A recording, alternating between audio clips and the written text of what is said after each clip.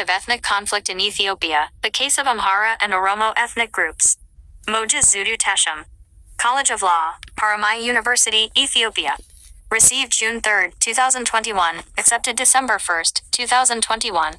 This paper seeks to examine the causes and management of ethnic conflicts in Ethiopia, with particular reference to the two major ethnic groups, the Amhara and Oromo. Ethiopia is a multi-ethnic country where various ethnic groups have lived together for millennia in relative peace. Over the last few years, intra-ethnic conflicts have intensified.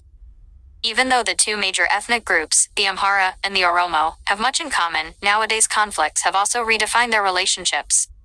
This paper, drawing on social psychological theory, argues that the causes for the conflict between the two ethnic groups are competing narratives, institutionalized negative prejudices, and the ruthless campaign of unbridled ethnic entrepreneurs' politicization of ethnicity. It further contends that the ethnic federalism, which was ostensibly devised in 1994 to alleviate nationalistic passions and manage inter-ethnic conflicts, has compounded ethnic conflict. Finally, it suggests that some of the tenable solutions are to change narratives, settle past accounts through national reconciliation, and revisit ethnic federalism. Introduction.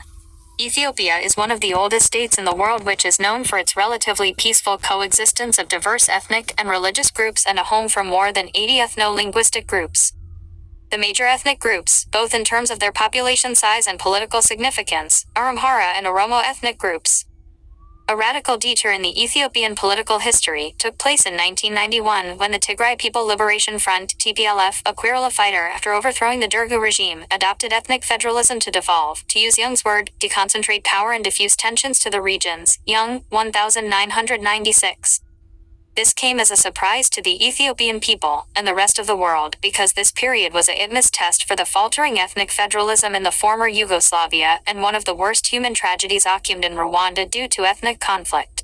Ethnic identity in Ethiopia, as elsewhere. Social construction that exists as an imagined community. Anderson, 2006. 6. These seemingly antagonistic identities are products of human action and speech, and that as a result, they can and do change over time. Fearon and Leighton, 2848. As Casfer succinctly observed, ethnic identity is fluid and intermittent. Casfer. 1979, 365, which is particularly true in the Ethiopian context. A closer look at the contemporary Ethiopian political discourse reveals that, based on an issue on stake, an individual can be an Ethiopian Amhara or Oromo, which the writer calls ethnic forum shopping. This nature of ethnic identity, by infusing so many sectors of social life, imparts a pervasive quality to ethnic conflict, and raises sharply the stakes for ethnic politics. Horowitz, 1985. 8. Put differently, ethnicity is based on a myth of collective ancestry, which usually carries with its traits believed to be innate. Ibid, 52. Smith was perfectly right when he noted, ethnicity is in the eye of the beholder, that it is all situational, a matter of time and context, shifting, fleeting, illusory. Smith, 1986. 2. Ethnic identity comes with it a myth-symbol complex, which is deeply embedded into the fabric of the imagined community and transmitted to future generations.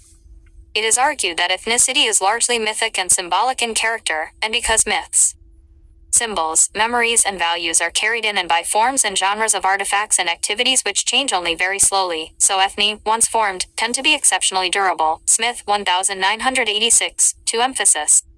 Added. This shows what makes ethnicity exceptionally durable are the masses who accept the myth symbol as their shared experiences and values. However, one has to ask, why do the masses follow the narratives of the elites? This paper argues that the mass on the ground can effectively contribute to the project of cascading and internalization of the new narrative. Put differently, narratives created through conscious and extensive advocacy of the elites require massive social engineering, which should be sustained for long. Fearon and Latin suggested 4 possible answers as to why the masses endorse the narratives framed by the elites, namely, discourses that prepare them, the public, to act violently. Information asymmetry between leaders and followers, psychological biases of the followers and followers may not be following at all. Fearon and Leighton, 2868. Nevertheless, they argue that if the elites are just doing what their followers want them to do, then it seems inappropriate to blame the elites. Ibid 854. Thus, it shows that without the masses that provide formidable support, ethnic entrepreneurs cannot cascade their narratives. A rather different perspective has been put forward by Brass, in which he pointed out that, in the Indian context, local people engage in communal violence for their disparate motives, which are interpreted by ethnic identity constructors or political elites along ethnic lines, and as such, any ethnic violence can be curbed as long as the government takes effective measures against them. Brass, 1997. True that in mob violence, common unifying threads may lack nonetheless. For such violence to be effectively mobilized from the outset, there must be some form of allegiance from the part of the masses. It is worth noting that the existence of ethnic diversity is not a problem, for multi-ethnicity is the rule. Williams 1994, 50. Rather, it is when ethnic differences are accompanied by hostilities against outgroups, ethnic divisions, which has become pervasive in Ethiopia, that ethnic conflicts materialize. Horowitz defines ethnic conflict as a struggle, in which the aim is to gain objectives and simultaneously to neutralize, injure, or eliminate rivals. Horowitz, 1985, 95.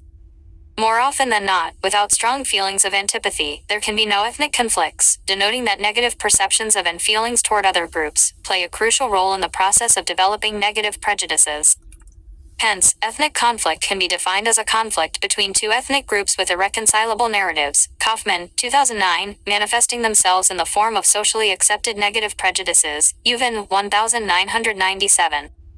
For example, Prunier, writing about the causes of the Rwandan genocide, reckons that genocide in Rwanda was created not by greed, but by a social bomb, set by the colonial rulers, whereby the hitherto class differences between Hutu and Tutsi were redefined as irreconcilable ethnic differences. Prunier, 1995, 248.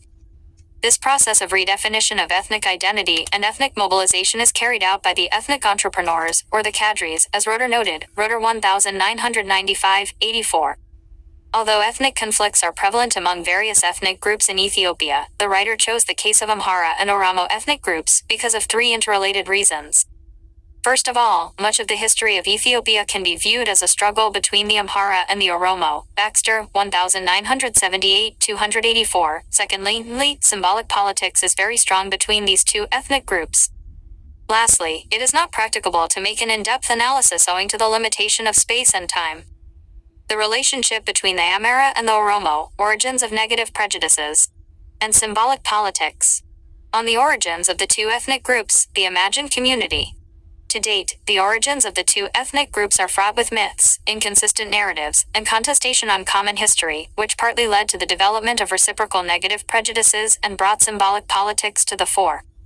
Indeed, a contested narrative as to the origin of different nationalism and the formation of the Ethiopian state greatly helped to understand the dynamics of contemporary politics in Ethiopia. Sorensen 1992. The Amhara. No ethnic group is as contested and controversial as that of Amhara in Ethiopia, so much so that Amhara could mean everything or nothing, based on one's definition. Mengistu Hailemariam, president of Ethiopia from 1974–1991, contended that the Amhara is not an ethnic group, rather Amhara refers to the way of life. In support of his assertion, he stated that the name Amhara comes from two Hebrew words, Amma meaning people and Hara meaning mountain. Hence, Amhara means people living around the highlands of Ethiopia. But this claim is not corroborated with shreds of evidence. The closest myth that we can find today is the Beit Farail, the Ethiopian Jews who lived in the northern part of Ethiopia for millennia, present-day Amhara regional state, and who adopted Judaism as their religion.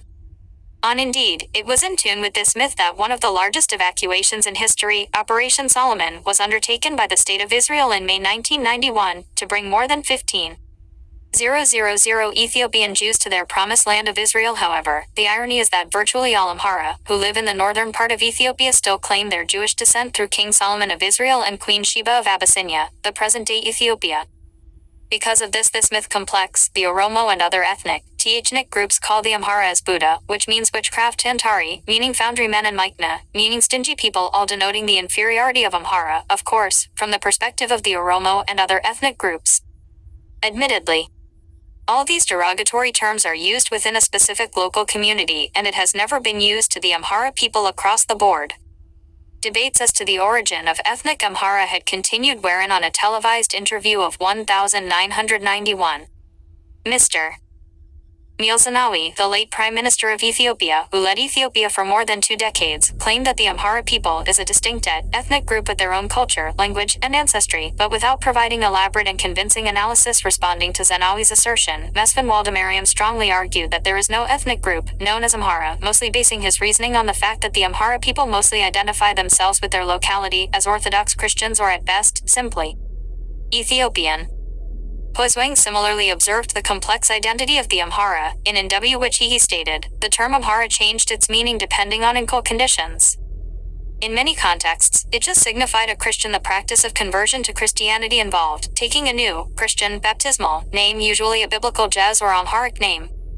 Thus, assimilated people could no longer be identified as Goraj or Sidama, or Waleda by their names. Poswang, 2005 277. Furthermore, Levine argues that Amhara is a supra-ethnic group, composed of different subgroups. Levine, 1974. This claim is particularly true for Muslim-dominated areas and nowadays, even in other regions where Orthodox Christians are the majority, whereby everyone who is a follower of Orthodox Christianity are labeled as Amhara settlers or the Neftegna, to mean a group of Amhara viceroy who invaded Oromia and southern part of Ethiopia under the leadership of King Minlik II. As such, it is not surprising that the extremist Oromo groups have converted themselves to Protestant religion and waged indiscriminate attacks against Orthodox Christians in Oromia region on October 23, 2019, where 87 people were slaughtered in broad daylight, and the Oromo nationalists are in the process of establishing Oromo Orthodox Church, where Amhara priests will no longer be needed. To be more specific, only from October 2019 to October 2020, the Neftegna, Amhara, people were persecuted and murdered in more than 5 different localities in Ethiopia.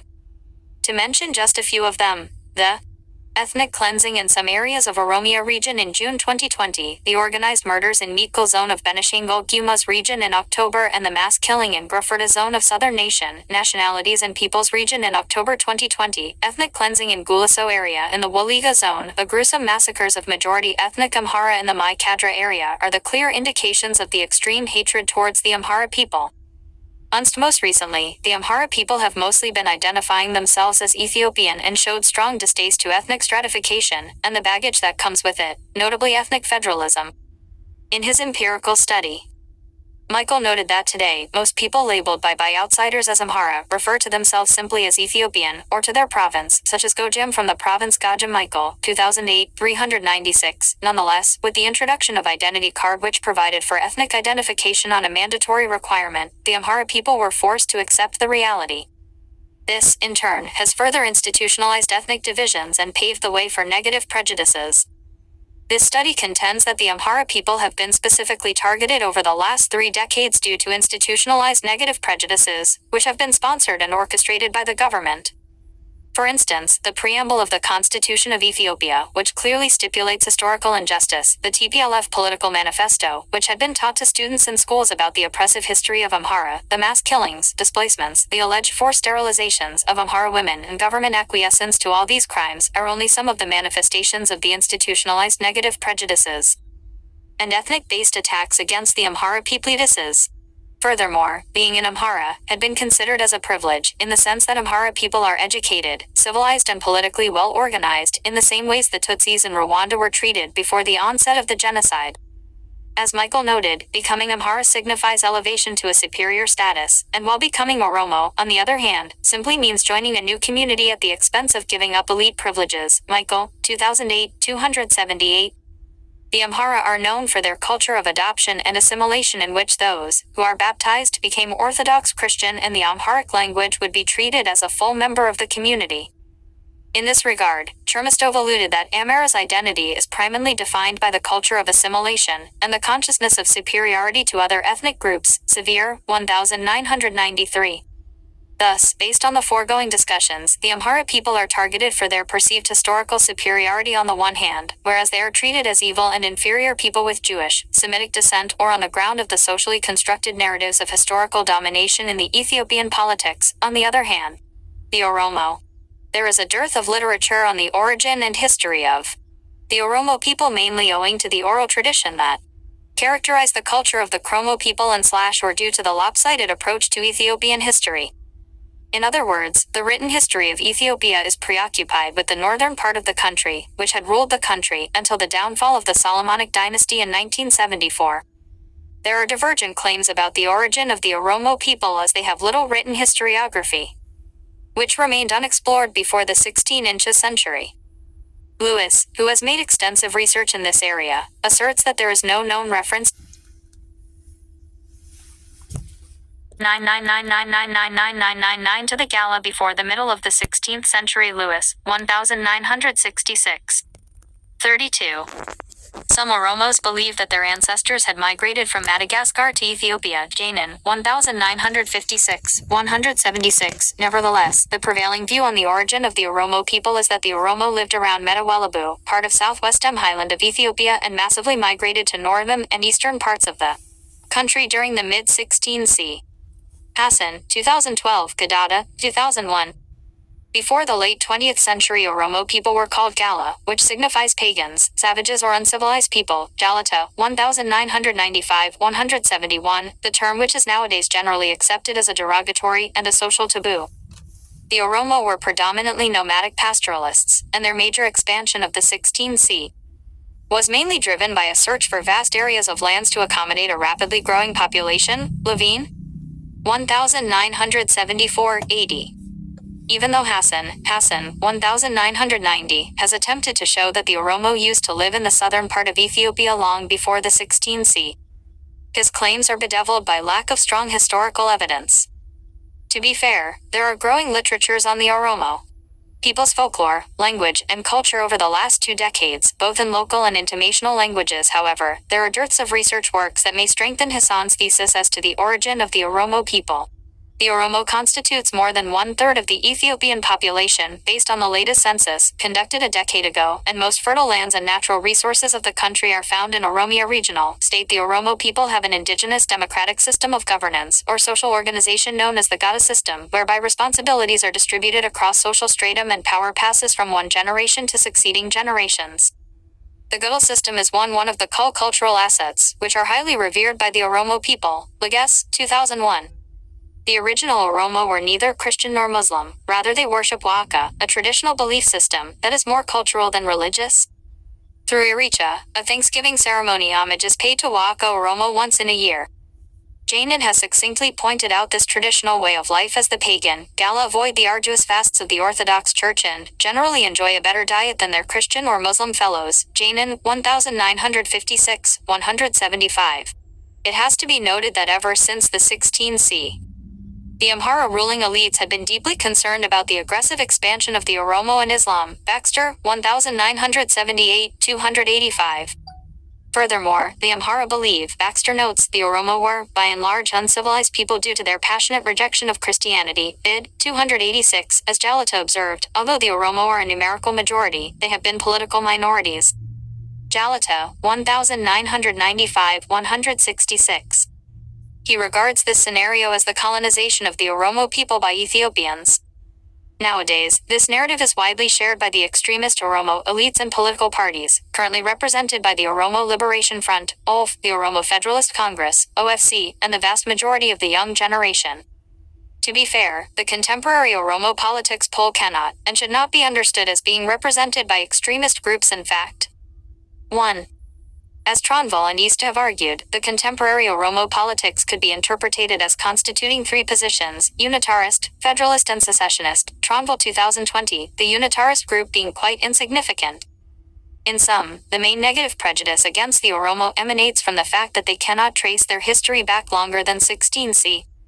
Their traditional belief system in the past, lack of literacy, and insignificant roles they played in the long history of Ethiopian politics.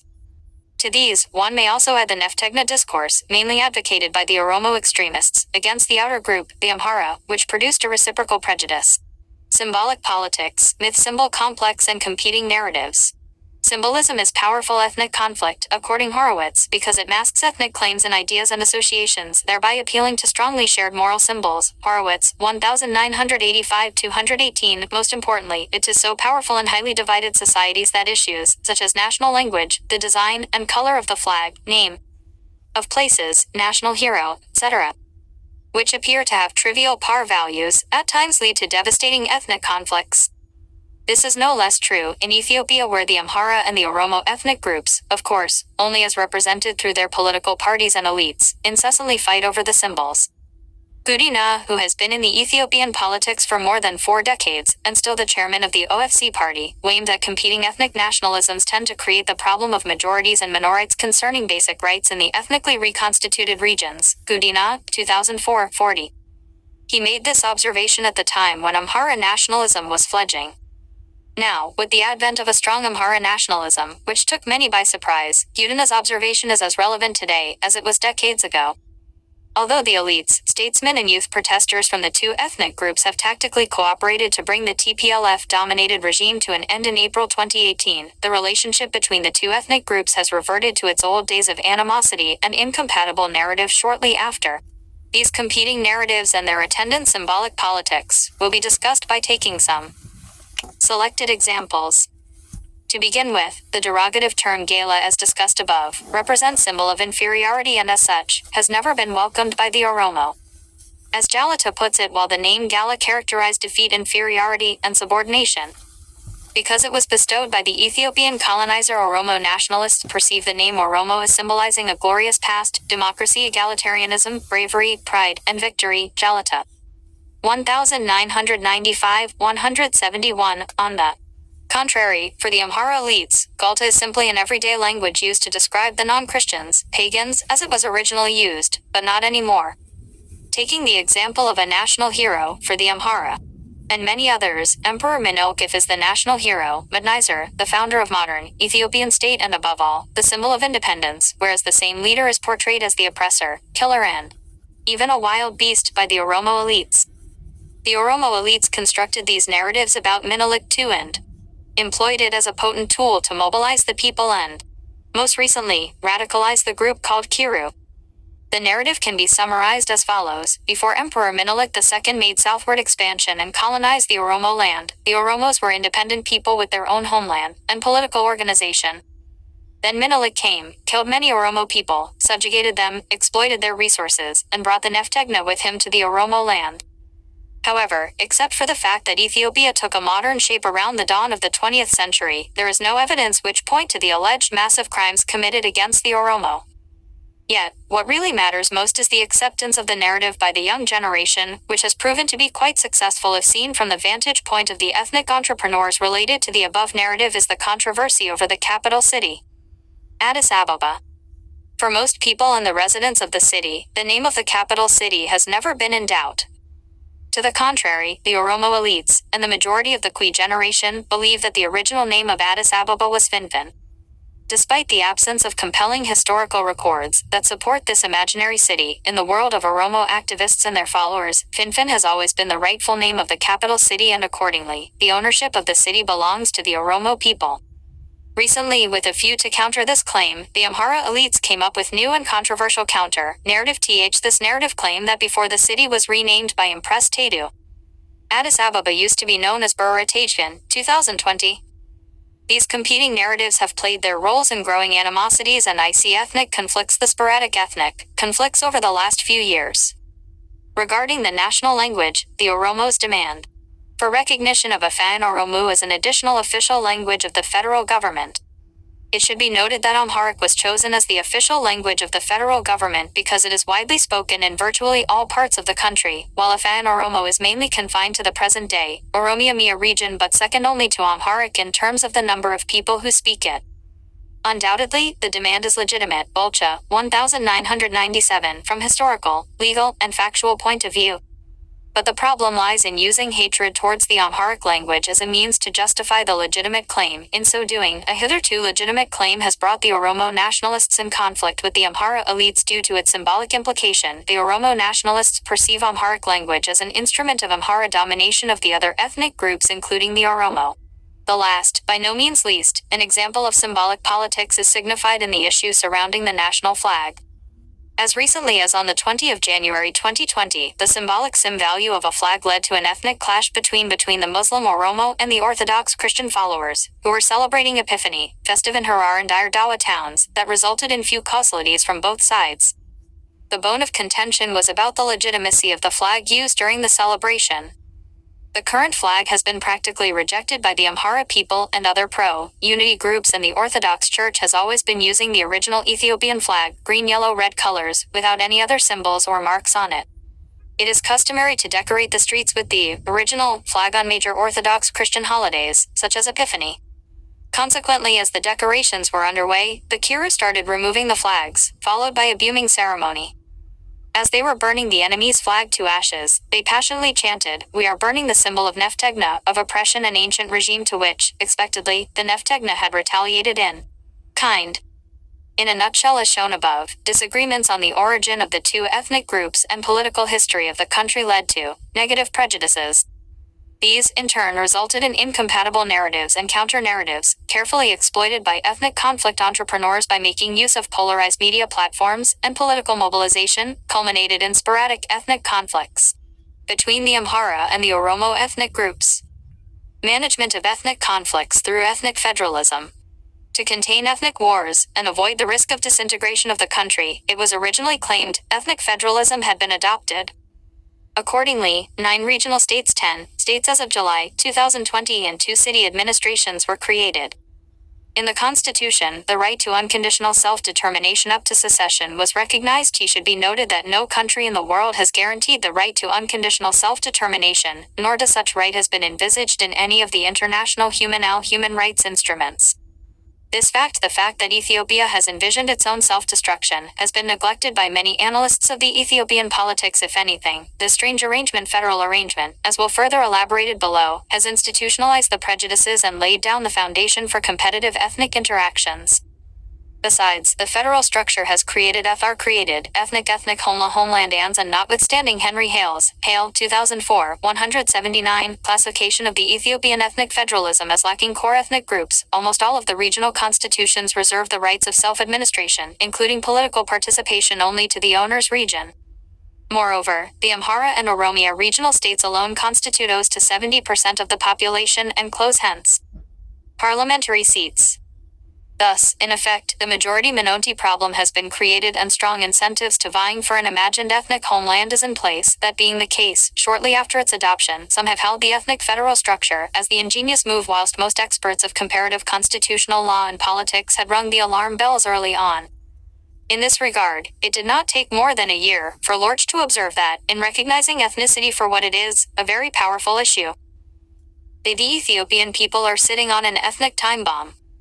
They have come up with a possible solution, which is to tackle it preemptively. It is a frightening experiment. Work. I do not think anybody knows. Lorch 1995-3. Emphasis added. In a similar vein, Cohen opined that devolution of power to large regions reinforces the demands of some ethnic groups for regional secession or partition. Cohen 1995.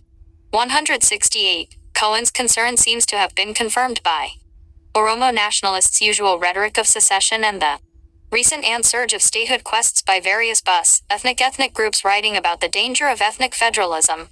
Kitao pointed out that the adoption of ethnic federalism in Ethiopia, unfortunately, contributes to the accentuation of ethnic ugmas and causes mistrust and at times violent conflicts, tearing apart common ties that took several generations to develop. Kivao 2009-5. The Amhara elites have rejected the ethnic federalism from its inception and still do, but as there were no genuine deliberations during the adoption of the constitution, the Amhara people feel they were not represented in the process.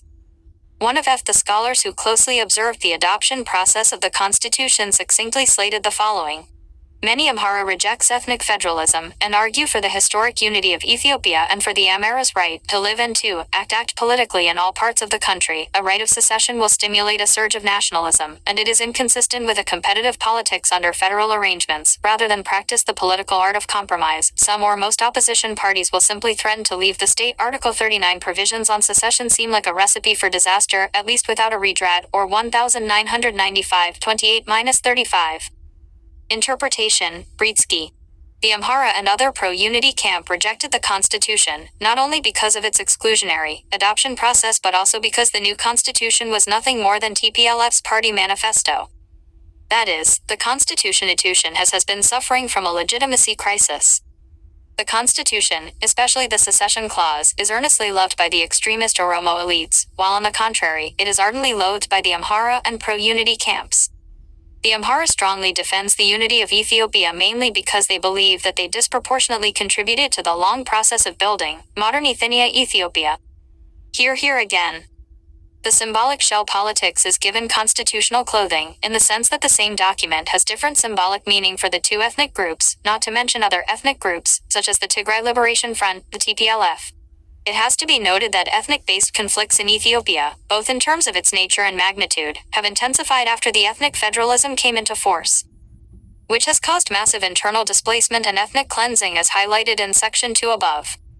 This argument is in tune with Wilkinson's assertion that India's increased consociational character resulted in more inter-ethnic violence, Wilkinson, 2767. Consequently, the ethnic federalism has embroiled the relationship between the two ethnic groups instead of pacifying it, as it was ostensibly claimed. After all, it was naive to institutionalize ethnic prejudices exactly in the same year, 1994, when the former Yugoslavia with similar federal structure was disintegrating and not far away from Ethiopia, Rwanda was experiencing the worst genocide in Africa. Thence, if we have unprecedented ethnic conflict in Ethiopia, which springs from symbolic politics of the constitutional design, and the federal arrangement, it is a conflict by design. An alternative argument can be made as to the enabling environment for the ethnic conflicts in Ethiopia. The liberalization with less centralized decision-making process brought about by the current regime has, notably, empowered the ethnic entrepreneurs to play the ethnic card. Nevertheless, it has been possible only within the context of the pre-existing institutionalized prejudices, symbolic politics, and strong ethnic consciousness. The other structural defect of the Ethiopian ethnic federalism is an election system, along ethnic line. Not surprisingly, out of the registered political parties operating in Ethiopia, only less than 4% are multi-ethnic in their programs and composition. Elections in ethnically divided society are nothing more than having rounds of ethnic census. In this regard, Ishiyama correctly observed that elections in ethnically divided societies will produce census elections that are inimical to democracy. This is because such elections tend to create impermeable impermeate blocks that detract from inter-ethnic accommodation. Ishiyama, 2010, 290. He further observed that, based on empirical research, a partisan election is higher in Ethiopia as compared to other African countries.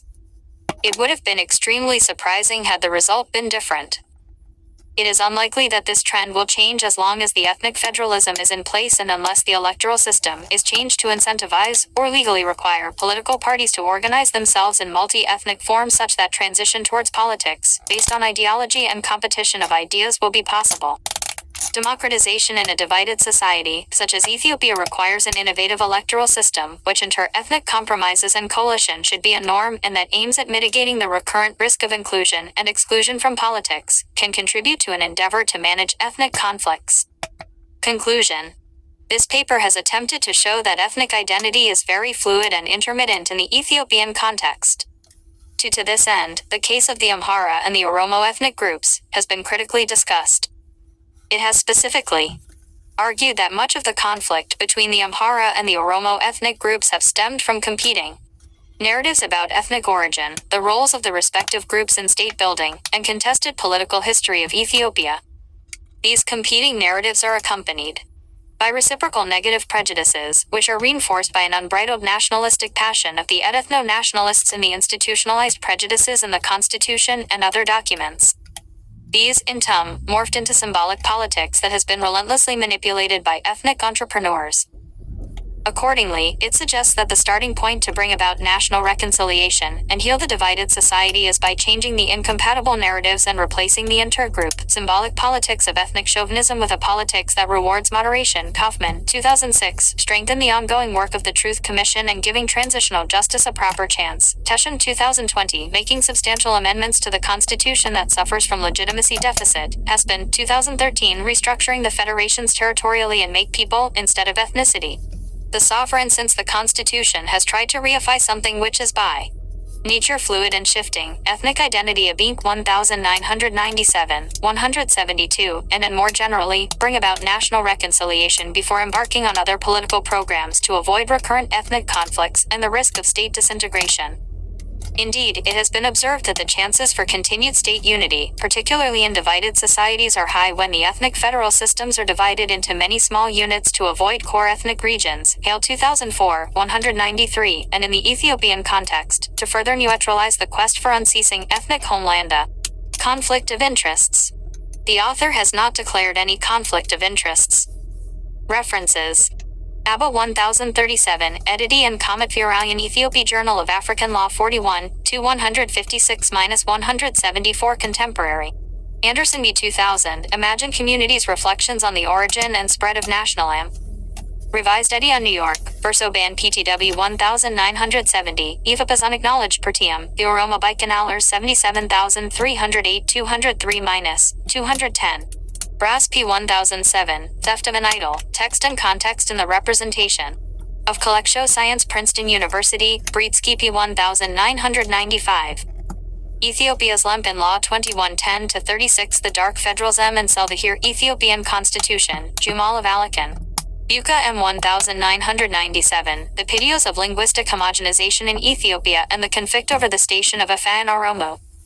Ankin Affairs, Oxford University Press 06 384-325-2, 152 Cohen J 1990, et Federatum in Ethiopia Northeast African Studies. Michigan University Press 22 157-108 Gadada N 2001, History of the Seyu Oromo of Southwest Mwalings. Ethiopia, from about 1730 to 1886. Addis Abasho, Mega. Prining Press. Gudina 2004, The Situte, Competing Ethnic Nationalism and